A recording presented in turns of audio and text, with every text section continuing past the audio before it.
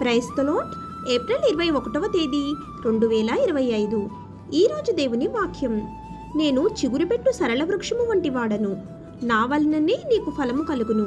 హోషియా గ్రంథం 14వ అధ్యాయం 8వ వచనం. ప్రియమైన సహోదరి సహోదరులారా, దేవుని ఆలోచనలు ఎంతో ఉన్నతమైనవి. ఏసేపును మనం చూడగలిగినట్లయితే అనేకమైన కష్టముల గుండా వెళ్ళవలసి వచ్చింది.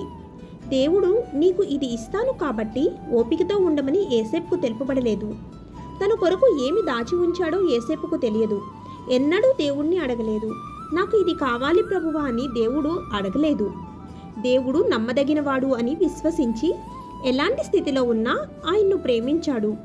దేవుడు హెచ్చించు సమయము వచ్చినప్పుడు అనేక మంది అన్యుల మధ్య ఏలుటకు దేవుడు రాజు కంటే ఘనుడిగా చేశాడు. ఫలించుడు కొమ్మ అయినాడు. మన దేవుడు అద్భుతకరుడు కనుక ఆయన్ను విశ్వసించి ఏమి ఇచ్చినను తృప్తితో ఆయన్ను ప్రేమించుదుముగాక. ఏదో ఇస్తాడు అని ఆయన్ని ప్రేమించక మన సృష్టికర్త అని ఆయన్ను ప్రేమించుదుముగాక. ఆమెన్. God bless you.